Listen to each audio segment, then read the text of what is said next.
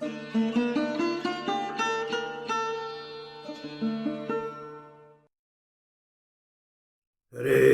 Om Namaha. All-pervading illusion promulgated by so-called ISKCON is that the many deviations of the zonal Acharya imposition have been completely overcome in their movement. They like to say, old news, move on. It is not so. But could they have overcome in the early years after the zonal imposition?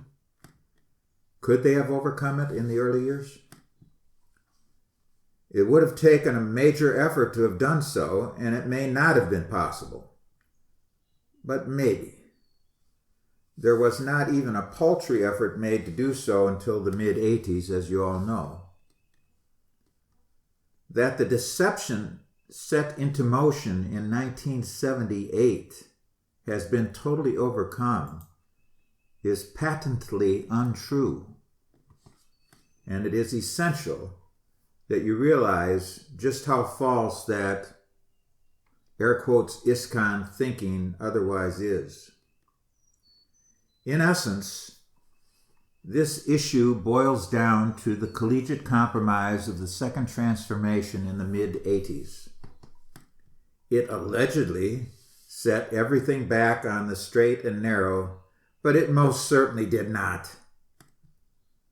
The compromise made some superficial changes, but it did not uproot the deviation of bogus gurus. It did not uproot the deception of their improperly initiated disciples from, air quotes, ISKCON dogma, because it did not confront the root issue. The zonal era was a catastrophe. Whether or not as late as the mid-80s it could have been uprooted is debatable. The movement may have been too ruined for this to have been accomplished by that time. However, for those who believe otherwise, a radical return to the real Vaishnava standard, and nothing less than a complete revolution, would have been required. The collegiate compromise fell far short of that. The massive deception of the zonal era, a deviation with horrific negative repercussions, was not eradicated any time afterwards. It has not been overcome to the present day. As far as so-called ISKCON is concerned, its propaganda that the deviation has been removed serves its own purposes, but has no basis in fact or truth. You are bamboozled if you do not acknowledge the root issues that have produced what only superficially appears to be today's Krishna consciousness movement. So-called ISKCON is now cracked into different groups, and that negative resultant can directly be traced back to the zonal Acharya era. From an overly optimistic viewpoint of the movement's history, it could have been eradicated, perhaps even as late as the mid-80s. For argument's sake, let's entertain that theoretical possibility in order to give conclusive evidence that it was not done. Accordingly, there was one final chance for all the deviations to have been uprooted in the mid-80s. We shall soon present that rationalization, but first, we need to set the foundation leading up to it. That foundation must needs be based upon a discussion of honesty and dishonesty.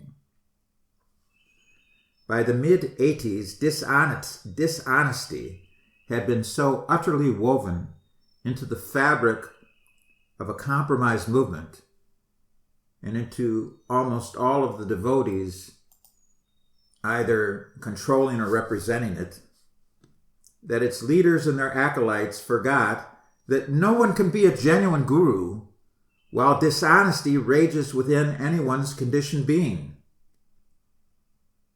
No one can be a guru when his mental quantum is plagued with dishonesty.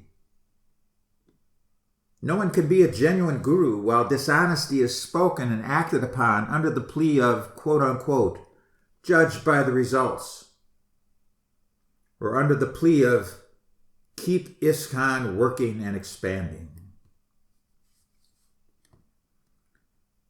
Genuine Krishna consciousness is centripetal. So-called Krishna consciousness, on the other hand, is centrifugal, even if, in the short term, some tactic is utilized to make it appear to be just the opposite. The centrifugal movement, momentum, following both the zonal acharya era and the collegiate compromise, which we know as the second transformation, that centrifugal momentum is unmistakable for those with enlightened eyes to see it, but that was not necessarily the case at first. As such, we must begin our analysis even before the first transformation of the spring of 1978. Concealment and secrecy were endemic to the GBC. This was initially demonstrable during the centralization scheme of 1972, which was discussed threadbare last month. There is an element, at least in many if not most cases, of intrinsic dishonesty when secrecy becomes integral to the managing of any movement. A requisite quality of a Brahmin is arjavam, honesty. Shamo damas tapaha shaucham, shantir arjavam evacha, jnanam vigyanam astikyam, brahmakarma svabhavajam.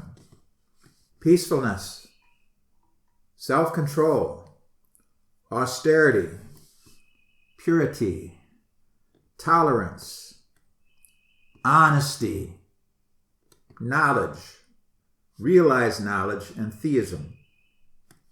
Born of his own nature, these are the actions of a Brahmin, the natural qualities by which the Brahmin works. Please note the sixth of the 9 qualities, arjavam. Prabhupada formulated and then formed his movement in order to, at least primarily, create Brahmins amongst the sincere and serious young people of the West, those who were genuinely interested in personal transcendence. At the end of 1973, which of course was the Christmas collection, and all throughout 1974, the plainclothes pick was spreading. Concealment was integral to it, as disguises were meant to conceal who the devotees were and what they were collecting for. Dishonesty was woven into their approaches. One such approach was to tell the target that the monies being collected were for feeding starving people in Bangladesh, yet none of the money collected went to Bangladesh. It was simply a ruse. In early 1975, perhaps earlier, Prabhupada was informed about the all-pervading, especially in America, disguises being used by the devotees out on collection, or if you want to call it book distribution, as well as some of the deceptive methods used to, quote, pick the bone and bring it on home, unquote. Prabhupada was informed about the feeding starving people line also. He never wanted it, and he did not approve of it. In his reply to a letter sent to him from a leading secretary, we find the following excerpt dated January 9th, 1975. Quote, regarding the controversy about book distribution techniques, you are right. Our occupation must be honest. Everyone should adore our members as honest. if we do something which is deteriorating to the popular sentiments of the public in favor of our movement, that is not good. Somehow or other, we should not become unpopular in the public eye. These dishonest methods must be stopped. It is hampering our reputation all over the world. Money collected for feeding people in India should be collected under the name ISKCON Food Relief, unquote. As pointed out last month, the deception simply grew and grew along with the monetary collection. However, Prabhupada wanted the dishonest methods stopped. That is made crystal clear in the above-mentioned excerpt. That order cannot simply be limited to verbal prevarications made to trick the targets out on the pick. The occupation of Brahmins and Brahmanis is suffused with honesty. But dishonesty had wormed its way big time into the movement by the mid-70s. Word did get out that collectors were no longer allowed to claim to those they approached for a donation that they were collecting in order to feed starving people in Bangladesh. However, except for that, nothing else changed except the emergence of the change-up. It was in the mid-70s that the change-up got introduced, and it was nothing more than a blatant grift.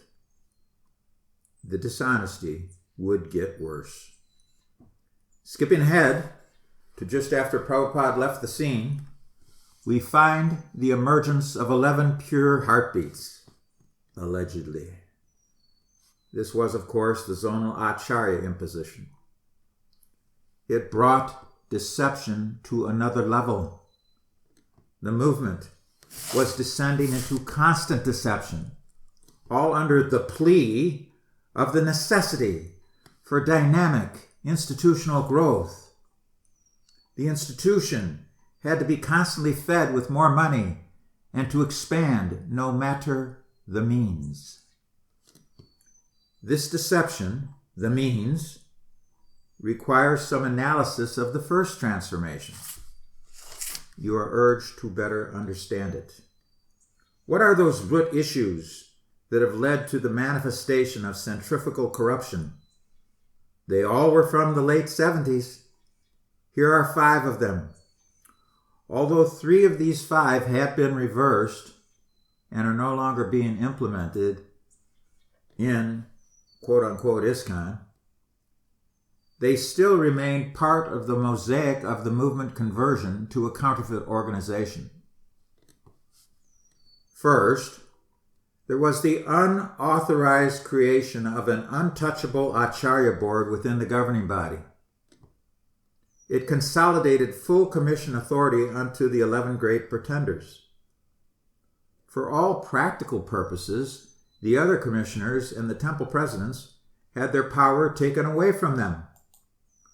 This was the case to greater or lesser extents everywhere, the only exception being the Krishna Bolaram Mandir in Raman Reti, India. It held on until early 1979, and then it was also broken, despite the fact that the Acharya board was being questioned even before that time. Next, we cannot neglect all of that bad advice lapped up by various, air quotes, ISKCON leaders in their consultations with the Navadvip Mahant. There were many Bengali tropes then introduced into the movement, all meant to prop up the zonal Acharya imposition, which was also his proposal. Indeed, the concept of, quote, the Acharya of the zone, unquote, was introduced by that man, who 41 years earlier had engaged in similar activity in order to render the Gaudiya Mat useless. As far as deception was concerned, he said, quote, it is to deceive the disciple, unquote. This was based upon another Bengali gem, which was Mat Guru Si Jagat Guru, meaning that every disciple had to see his guru as a Jagat Guru, even if such was not the case. This man's influence was without doubt an important factor in how the first transformation played out. Eventually, so-called ISKCON split from having any connection with him. It was a major schism, and it went down badly. Around that time, the Acharya board, which was also, at least indirectly, a part of his bad advice, was eradicated. Well, good. But the needle in and the damage done. The next two factors we analyze have not been removed from so-called ISKCON. Some devotees have overcome this major misconception, which is also suffused with deception. However, many still cling to it. What is being referred to here is the false claim that a Ritvik Acharya becomes an initiating spiritual master upon the disappearance of the predecessor Acharya. This was espoused also by the Navadvip Mahant when he said, quote, Ritvik Acharya then becomes as good as Acharya. His idea did not entirely create a new idea because it was already in the works before he was approached for all of that bad advice. This is certainly a root issue. Prabhupada only appointed Ritviks. He did not appoint any Diksha gurus, at least not officially. He did not appoint or recognize any one of his disciples to be guru. However, the 11 great pretenders, with an egregious and obvious self-interest as part of their impetus, promulgated the false presumption that the appointment of Ritviks in July 1977 was the appointment of successor Diksha gurus. In effect, 2 of these 5 deviations were rolled into one. The appointment that never was, that was, of course, of the 11 pretender Mahabhagavats, combined with the dogma that Ritviks automatically convert into gurus when the founder disappears, is still believed by thousands of air quotes ISKCON devotees worldwide. These 2 root issues can be separated from one another only marginally, as they are obviously related. They are both fully grounded in dishonesty of the intentional variety. The final consideration, the final root issue, was also laced with not only deception, but deviation from the Vaishnava standard. It was the division of the world into 11 exclusive guru territories, each run by powerful princes, all of whom came to be known as zonal acharyas.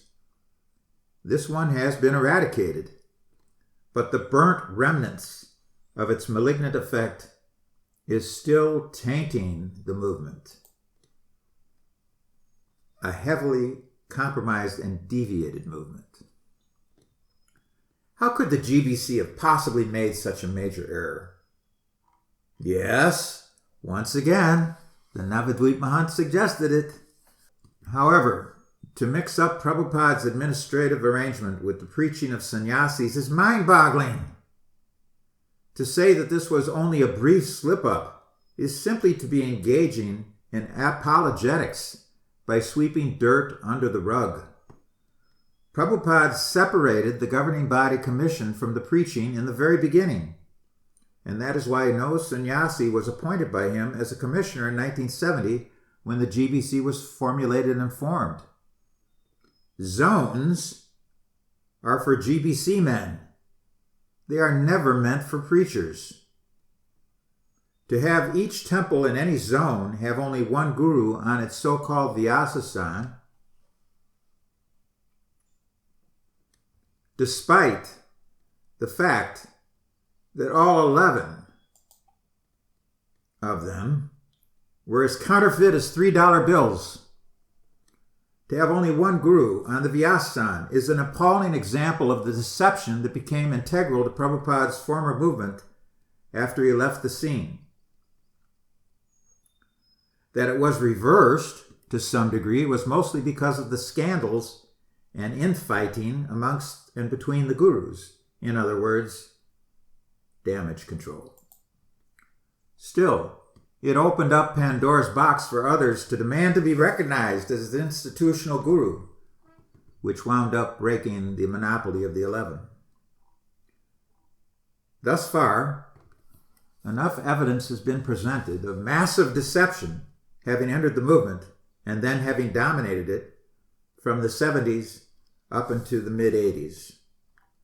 Only the biased do not recognize all of that dishonesty for what it was and what it is now. Only dyed-in-the-wool party men continue to rationalize it. As such, was deception part of the collegiate compromise? Was the second transformation still loaded with dishonesty? Did it actually uproot the deviations and deceptions of the zonal period? All the rot, nescience, and bogus propaganda of the zonal acharya hoax would have to have been exposed and uprooted completely for the second transformation to have been actually successful. Except for the Moundsville operation, the second transformation brought the high-flying gurus down from their elevated seats in all of its temples, granted. That was commendable, but only a start. It no longer allowed any of its new gurus to be worshipped in front of the deities. It no longer approved that Prabhupada initiates be urged, pushed to worship their own godbrothers, another good step. It removed from Guru-dom some of the worst of the lot, 3 in particular. It put significant pressure on the Moundsville tyrants, so make that 4. It removed the guru zones. It doubled down on not allowing any further influence from the rebel group we rightly call Neomat. So that's the essence of their argument, those that believe that the second transformation effectively uprooted everything previously. However, those changes it made were not enough of a radical step as to rid the movement of the contamination of the zonal era. The movement was set upon a new and purified path, allegedly. The gurus were now to be treated as Madhyam Udhikaris, and their number thus expanded significantly, with all such men voted in by the GBC, which many of them cast votes for themselves, by the way. As mentioned many times in our articles and other presentations, a new mood of devotee dealings with one another then entered so-called ISKCON, which it was a breath of fresh air. That the governing body was now controlling the institution's gurus, with the exception of the Moundsville despot, although he would also be removed soon, was now established beyond a doubt. It had been indicated when 3 of the original 11 had their guru status taken away from them previous to the collegiate compromise. Now, GBC authority was even more solidly established at the top level. So the argument was that these changes, this transformation, and it certainly was a transformation, amounted to a complete cleansing. The argument is it was enough.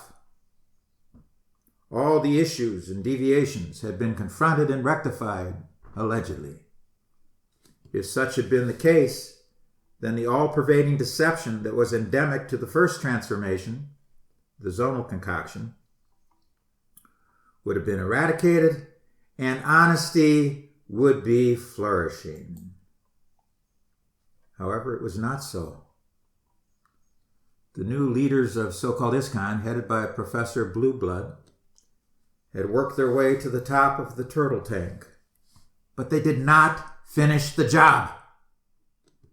Did they confront the real root issues? This question can be conceptualized succinctly by answering the following questions. Can a genuinely initiated disciple receive initiation from a bogus guru? Can an institutional guru, one who cooperates and backs bogus gurus, be approved by an institution and be himself a bona fide guru when cooperating with bogus gurus and with a deviant institution? These are obviously rhetorical questions, and they answer themselves. In order for someone to receive a proper initiation, he or she must receive it from a bona fide guru. This also means logically that a bogus guru only has improperly initiated disciples, which is verified from the Chaitanya Charitamrita, Adi 1, text 35 purport, quote, "One should always remember that a person who is reluctant to accept a spiritual master and be initiated is sure to be baffled in his endeavor to go back to Godhead. One who is not properly initiated may present himself as a great devotee, but in fact, he is sure to encounter many stumbling blocks on his path of progress towards spiritual realization, with the result that he must continue his term of material existence without relief. Such a helpless person is compared to a ship without a rudder, for such a ship can never reach its destination," unquote. Tattvamasi. The collegiate compromise fell very far short of eradicating from so-called ISKCON all that needed to be permanently removed. It was a significant transformation, no doubt. However, the Guru Parampara is not based upon time, place, and circumstantial changes which are either partial or unauthorized. The ambiance around the air quotes ISKCON centers improved, in some cases significantly, but the root issues were left untouched. This is because none of the great pretenders of 1978 were bona fide gurus. That was only partially acknowledged during the second transformation. But it had to be fully acted upon in order for that effort to be judged anything other than another cover for buying more time and kicking the can down the road. After the great schism with the Navadvip Mahant in the early 80s, so-called ISKCON had expanded its institutional gurus. All of these new gurus were still eligible to receive Uttama Adhikari worship exactly as their 11 predecessors did and continued to do at that time. There is evidence that they all did so, but that's really not the important point. The important point is that since they did not preach against the rubber-stamped institutional gurus of 1978, who were all clearly bogus, those handful of newer gurus who aligned themselves with Ocean's 11 shared in that nescience. And if they shared in it, that means they were also bogus gurus. Sure, many, air quotes, ISKCON leaders preached against Hansaduta and Jayatirtha. They were the low-hanging fruit. Hansaduta was removed for a while, along with TKG and Jayatirtha. But Jayatirtha crossed over the river to join Swami B.R. Sridhar in Navadvip in the immediate aftermath of the aforementioned schism. However, those three, air quotes, ISKCON men were certainly not the only ones who should have been criticized and removed from their undeserved posts, yet none of the newer gurus criticized those previous fellows because they did not want to rock the boat. Their silence spoke volumes. After having been brought back for a short time, Hansaduta was de facto excommunicated in May of 1983, but TKG was allowed to remain and initiating guru in good standing throughout the 80s, after he shrewdly finagled his return via the Topanga Canyon talks. The situation started to get out of hand in the mid-80s. Professor Blueblood distributed his initial treatise in late 1984, and it spread. It would have spread like wildfire if the internet had existed at that time, but it didn't. When 3 more of the institutional gurus were exposed for illicit sex with their disciples, one of the homosexual variety, the levee broke. The first transformation, which had initially been amended by those newer gurus, now had to be overturned. The Vanity Fair despot resisted both vitriolically and contemptuously. He told his disciples, treat them like the Rotary Club. But everyone else, realizing that GBC imprimatur was necessary for them to remain gurus, or even to keep their reputations as big devotees, everyone else buckled. Thus we had the second transformation, in full bloom and blossom by the spring of 1986, and as a flourishing plant 1 year later. However, its leaders and benefactors did not finish the job. Those 3 aforementioned Sahajiyas were removed from their Diksha Guru posts, but no one else was. The Moundsville tyrant would soon be de facto excommunicated, but all of the rest were not even chastised. All those who cooperated fully with the second transformation.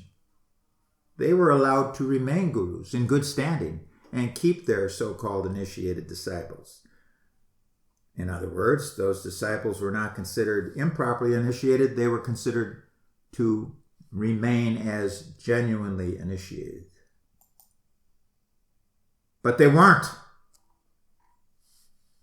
This historical fact is not in the category of a tangent.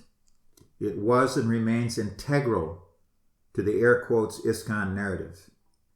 It is at the very heart of the problem with the second transformation. If it even had the potential, which it may not have had as we discussed previously, but if it even had the potential to completely right the ship, the collegiate compromise certainly did not do so.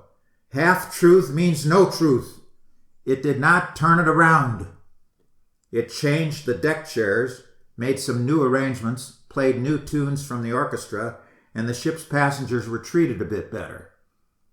However, by not eradicating the root nescience, it did nothing more than to increase the dishonesty still embedded in its movement.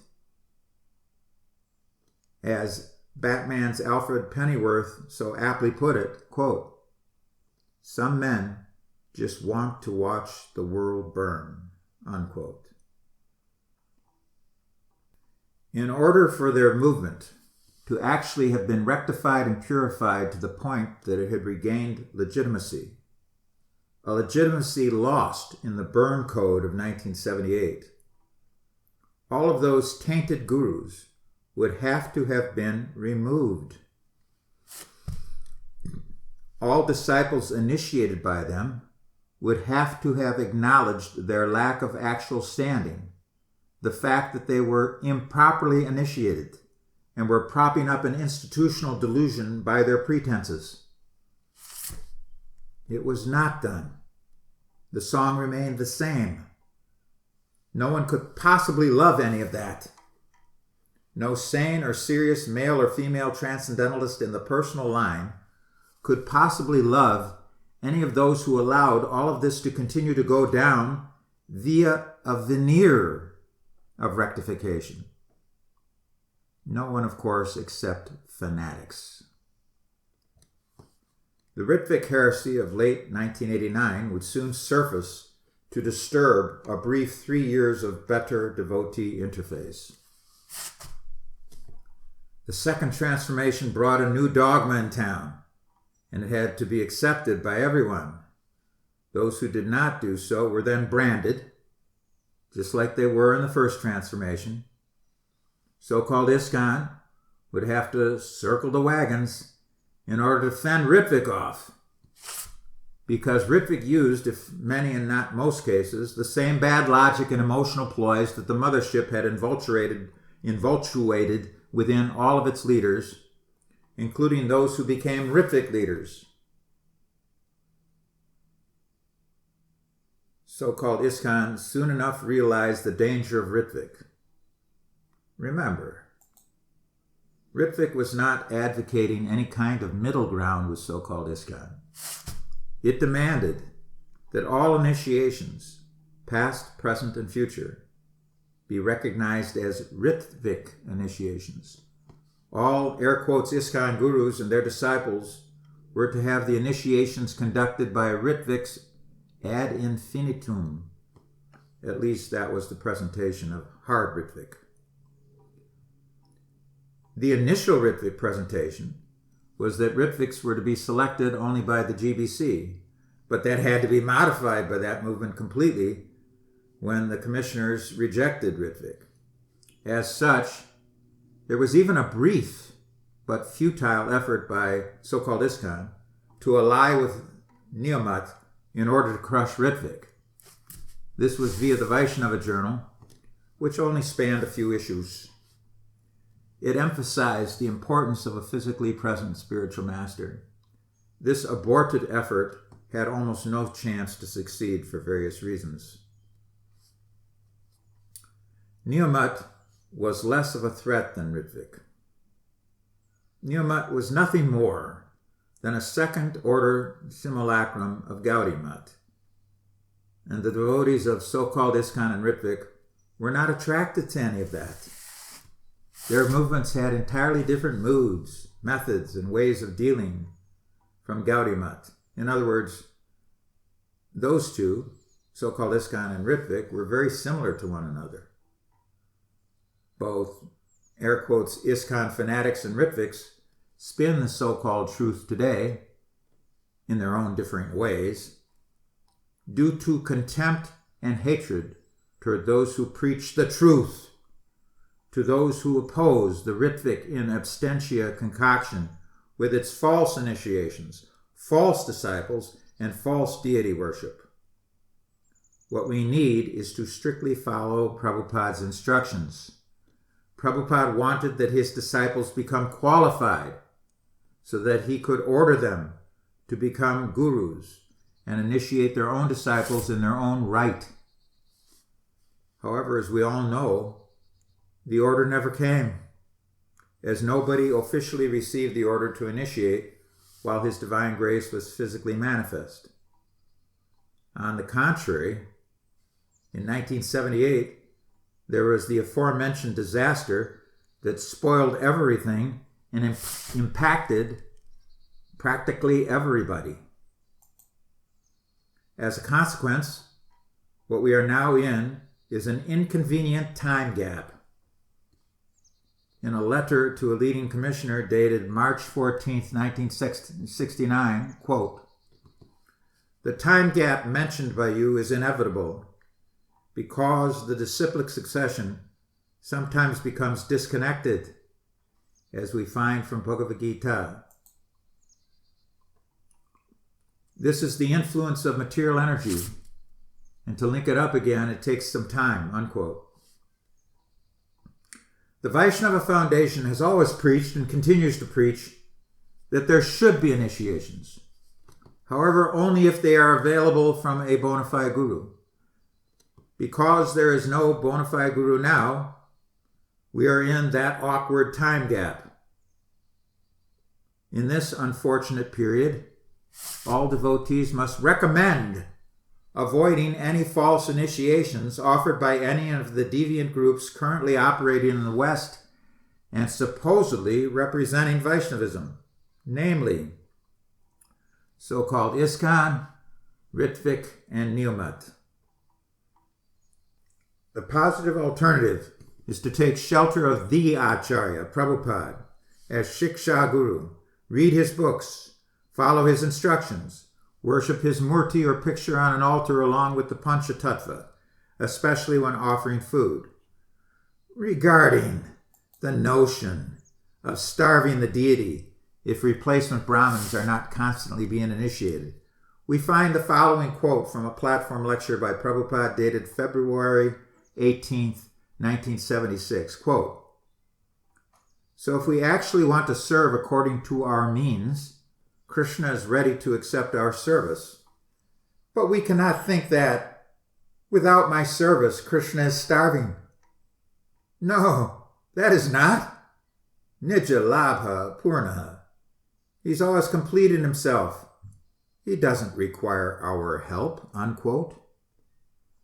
Bhagavad Gita, chapter 4, text 2, confirms that sampradayas scatter and disappear.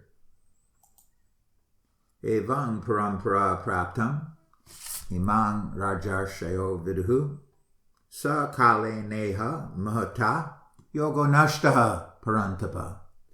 Quote, "O subduer of the enemy, this science was thus received through Guru Parampara, and saintly kings here understood it in that way.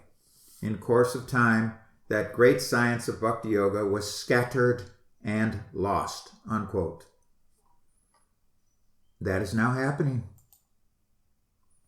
The deities will still be served during any process in time, at least up to a point.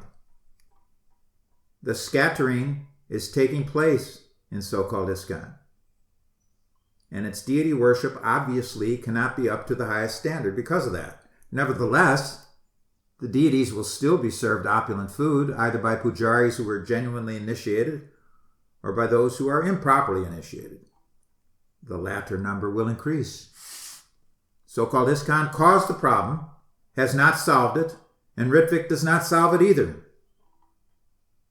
There was an incident where a self-proclaimed Ritvik renounced his initiation from the local, air quotes, ISKCON guru in Los Angeles in the early 90s.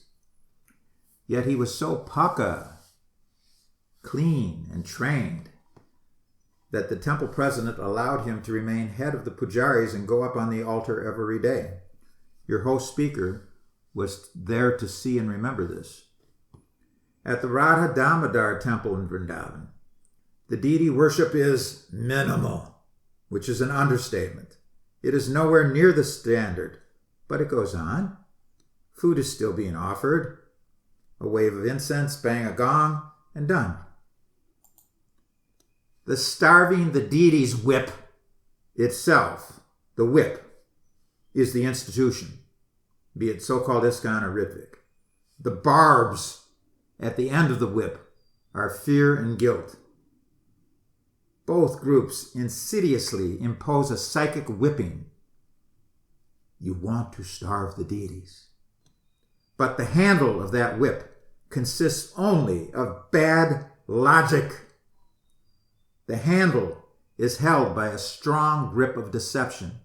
So-called ISKCON is no stranger to this emoting. In point of fact, that's where the Ritviks got it from. The deities are not starving. The mothership and its inimical offspring used the bad logic that because the deities cannot be starved, then Prabhupada must have arranged an aftermath for initiations. They neglect that unauthorized processes historically lead to breakages from the Guru Parampara and the scattering of branches and sub-branches from the genuine line as a result. These splinter groups do not immediately disappear because they're on a different time scale. Both so-called ISKCON and Ritvik try to flog those who make legitimate points, but only those with a poor fund of knowledge and, of course, of prejudice will buy into that bad logic narrative.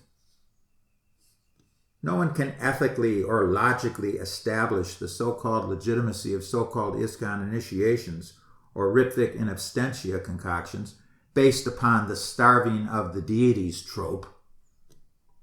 It is not even in the category of weak evidence, which for Ritviks is all that they otherwise have.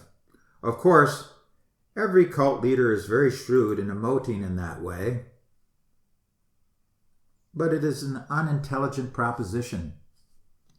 With the third transformation now at its fag end, we all see that so-called ISKCON is scattering. and the Ritvik in absentia deviation is a component in scattering it. The 11 most powerful men on the GBC tripped the burn code in the spring of 1978. The shutdown immediately spread through the network and fried the power nodes, with only Raman Reti as a 10-month holdout. The spokes from the power nodes, all the devotees in the movement in each of those centers or affiliated with them, were quickly contaminated, or they left, or both. Many of them were burnt, fried, and deep fried by the imposition. Those who did not buy into it, if they protested, were labeled in many unjust ways. Please note, however, they are vindicated now. The 11 pretenders became unwitting dupes of bad advice received from the Navadvip Mahant. They pulled in that bad direction and mistaken knowledge, however. Thus, they disconnected the movement from the actual parampara and formed what we now accurately call, the fabricated so-called ISKCON Confederation. It had to keep undergoing transformation when each previous one began to crater, and that was the case in the mid-80s, the second transformation, or the collegiate compromise. However, we are now at the fag end of the third transformation, the Hinduization of so-called ISKCON. Be assured that it will not be the last one. The next narrative should prove interesting. All of these transformations are under the strong grip of institutional deception. The initial anomaly was injected by the Asara Gaudiya Math via the Navadvip Mahant, a man who had no influence in Prabhupada's branch of the Hare Krishna movement. Besides that, he was not even known by the overwhelming majority of Prabhupada's initiated disciples. Yet all of a sudden, he became the prominent man, providing fertile soil for the apotheosis of the 11 seeds, pulling it in and desiring it. They all became massive enjoyers. They were confident that their dishonesty would not be spotted by most of the devotees, particularly in the short run. Their confidence proved warranted. However, that short-run period is now over. People are catching on. Toppling the zonal scam and replacing it with another scam is being seen for what it is, and you are receiving that real explanation now. The root issues are not being confronted within the current version of so-called ISKCON, but this could change.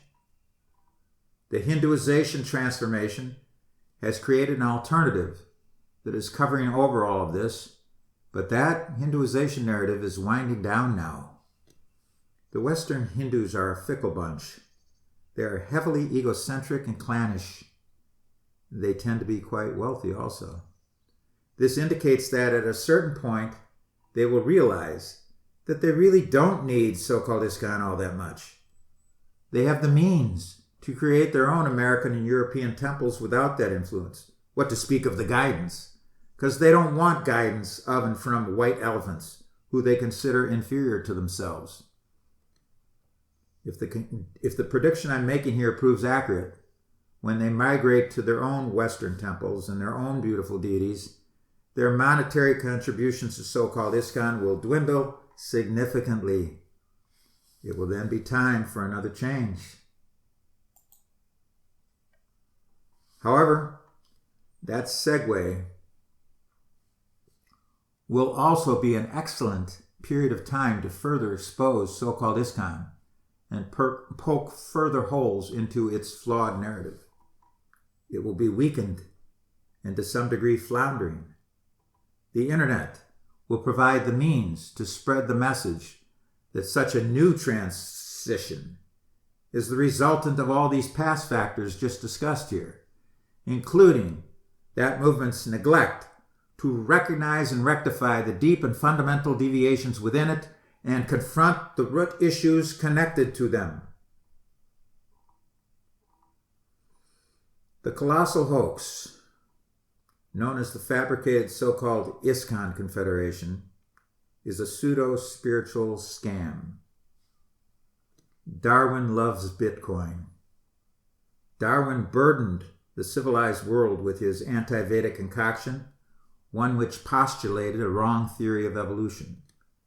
It pretended to explain the meaning of life and subtly promoted atheism in the process. Bitcoin is a form of counterfeit currency. At any moment, the Department of the Treasury in America could outlaw it, leaving all who possess it with the equivalent of holding a load of $3 bills. We need legal tender.